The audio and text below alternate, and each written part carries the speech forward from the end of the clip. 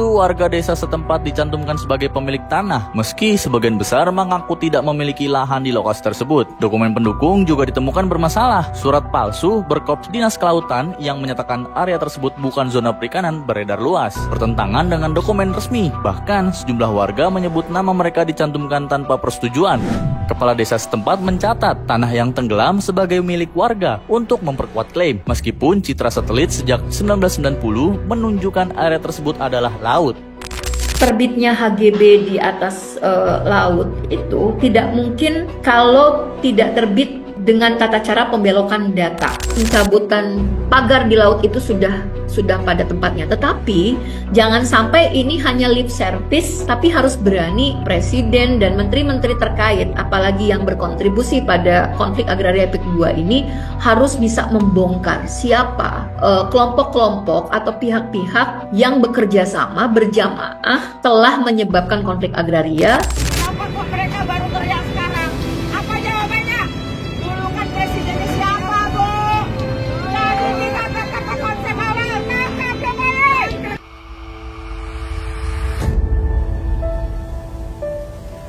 Pagar laut sepanjang 30 km di Laut Utara Tangerang ditengarai patok untuk mengklaim lahan di atas laut. Pihak yang bermaksud menguasai lahan juga menggunakan dokumen palsu, kantor pengacara, dan konsultan guna mendapatkan sertifikat dari Badan Pertanahan Nasional. Dari 1.500 hektar luas lahan yang diincar, modus ini berhasil menerbitkan sertifikat hak guna bangunan di atas laut seluas 300 hektar. Dari ketinggian 120 meter, laut di Desa Kronjo, Kabupaten Tangerang, Banten terlihat berpola seperti tambak ikan. Ada yang berbentuk kotak, ada yang seperti trapesium. Dari jarak dekat, rupanya bukan tambak, melainkan area di laut yang dipatoki batang-batang bambu sehingga menyerupai kafling-kafling. Batang-batang bambu terpancang 2 km dari bibir pantai Kronjo, tapi di wilayah lain jaraknya dari pesisir hanya ratusan meter. Membentang sepanjang 30,16 km, patok-patok bambu berjejer menyerupai pagar dari Desa Muncung di barat Tangerang hingga Tanjung Burung di timur.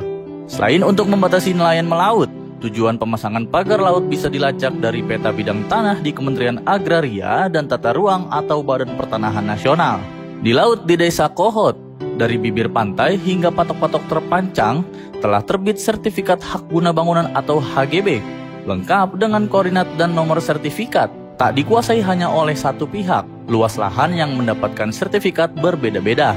Kepala Kantor Pertanahan Kabupaten Tangerang Yayat Adiyat Awaludin menjelaskan, sertifikat HGB yang terbit di Desa Kohot luasnya mencapai 300 hektar atas perintah Menteri Agraria dan Tata Ruang atau Badan Pertanahan Nasional Nusron Wahid.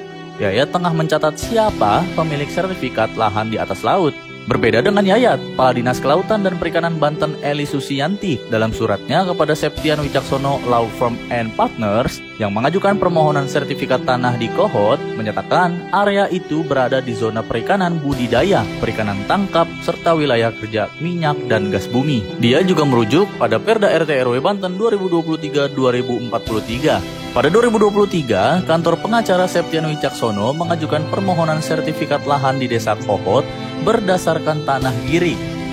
Namun, permohonan ini ditolak oleh Dinas Kelautan dan Perikanan karena area tersebut masuk zona perikanan, perikanan tangkap, dan wilayah kerja migas.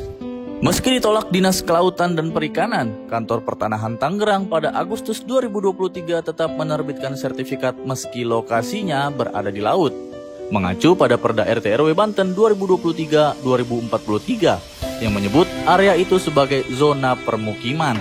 Klaim tersebut diperkuat dengan pembangunan pagar bambu di laut yang menyerupai tambak, sehingga dari gambar udara tampak seperti daratan.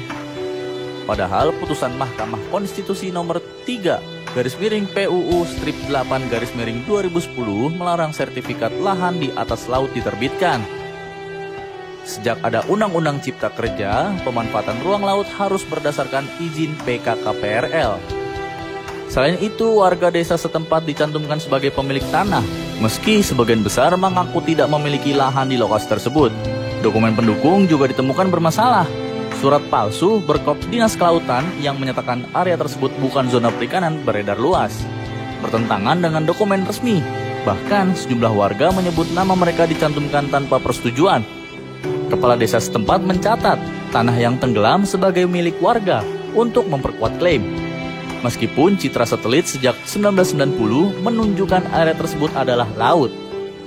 Sukses di Desa Kohot, kantor pengacara Septian Wicaksono berkirim surat pada 25 Oktober 2024 kepada Direktorat Jenderal Pengelolaan Kelautan dan Ruang Laut Kementerian Kelautan. Isinya memohon informasi batas administrasi wilayah. Dalam suratnya, Septian Wicaksono melampirkan tanah girik lebih dari 1.500 hektar yang diklaim pernah dimanfaatkan warga di 16 desa. Karena abrasi air laut, kata kantor pengacara itu dalam suratnya, tanah tenggelam oleh air. Belakangan, bidang tanah itu kembali terlihat seluas 53 hektar. Sementara itu, Menteri Koordinator Bidang Infrastruktur dan Pembangunan Kewilayahan Agus Harimurti Yudhoyono menjelaskan kalau sertifikat tersebut terbit pada 2023. AHY mengaku nggak mengetahui proses penerbitannya lantaran ia baru menjabat sebagai Menteri ATR pada 2024, setahun setelah sertifikat itu diterbitkan. Di sisi lain, mantan Menteri ATR BPN Hadi Cahyanto yang menjabat pada 2022 hingga 2024 juga mengaku tak tahu soal sertifikat di area pagar laut terbit di eranya pada 2023. Ia bilang baru mengetahui hal tersebut setelah kasusnya ramai dibicarakan di media. Apakah mungkin Menteri Agraria tidak tahu ada penerbitan ratusan HGB dan 17 hak milik di atas laut tersebut? Jadi ini juga yang sebenarnya mengherankan ya, bagaimana bisa ada di atas laut itu diterbitkan HGB. Nah, kalau secara normatif hukum itu bentuknya pelanggaran. Tetapi kalau yang saya bilang justru ini ada akrobatik hukum yang dibuat sehingga HGB itu bisa terbit. Misalnya kalau pakai akrobatik hukum, perusahaan dan Pemda itu ada upaya-upaya untuk merubah tata ruang darat maupun tata ruang laut. Sehingga garis batas laut itu ikut berubah. Otomatis sempadan pantai itu ikut berubah. Nah, kemudian BPN dalam hal ini kantor pertanahan, Kanwil BPN di tingkat provinsi ataupun Kementerian Pusat itu memberikan izin perubahan tata ruang berdasarkan perubahan dari pihak Pemda tadi. Nah, kemudian terbitnya HGB di atas laut itu tidak mungkin kalau tidak terbit dengan tata cara pembelokan data dalam memberikan risalah panitia A. Jadi panitia A ini yang dibentuk oleh pemerintah untuk mengurusi permohonan HGB.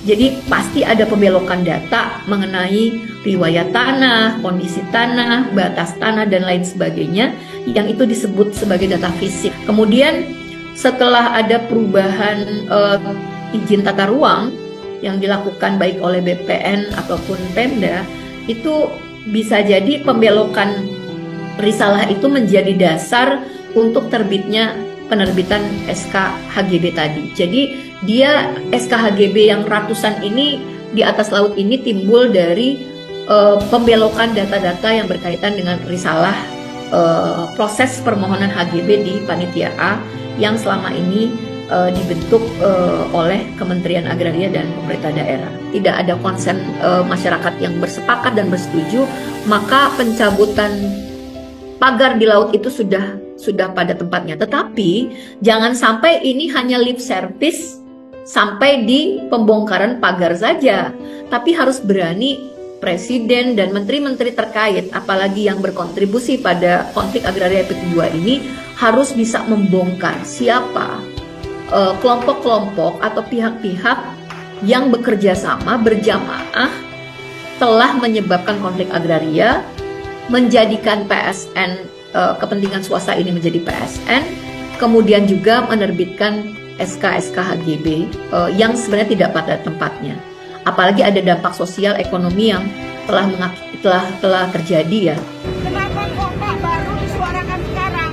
Kenapa kok mereka baru teriak sekarang? Apa jawabannya? Dulu kan presidennya siapa, Bu? Jadi kita tetap ke konsep awal, tangkap Jokowi!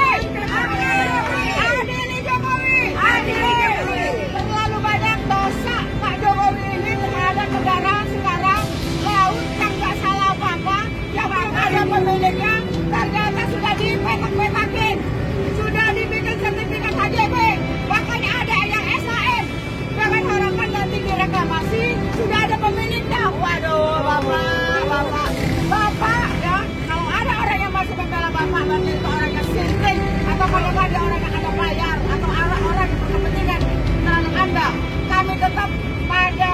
foto